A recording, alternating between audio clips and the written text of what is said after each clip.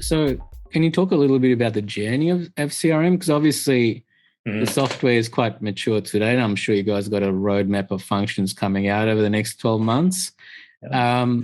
What have been some of the challenges building the software? Because obviously you're dealing with a regulator that we all have to deal with from time to time, and you probably more so than all of us. So you willing to talk about it, or do you want to stop recording? No, let's get it out there, I reckon.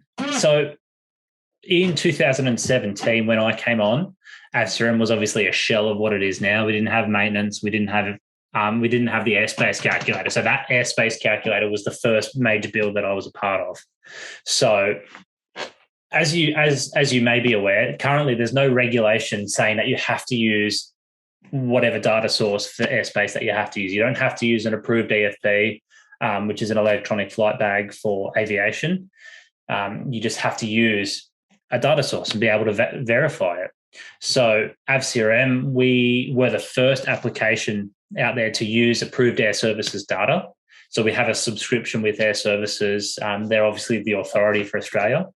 And back in the day, there was another company that came out with that around the same time, a little bit after us, which they also published that first iteration of the CASA Can I Fly There app.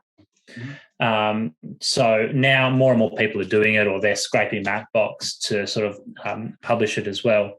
But that airspace calculator, the intricacies involved in that, even in its infancy, were enormous. And I think that took us almost 6 months to build that first time.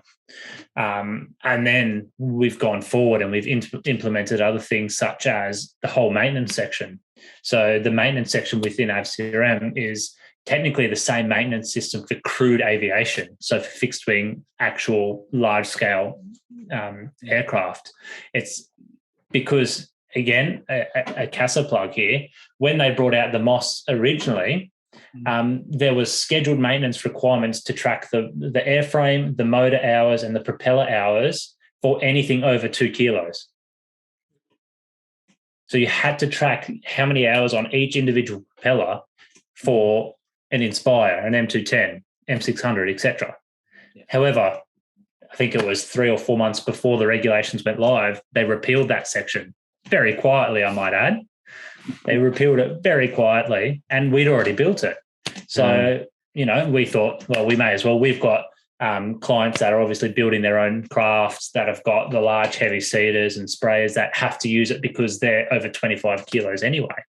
So they have to follow those regs. But that's the sort of guidance that we get. So CASA will just spit out an amendment or a new regulation, and AVCRM is required to, it's like, all right, well, we have to build this. We don't have an option now, because if we don't build it, all of our clients will be non-compliant.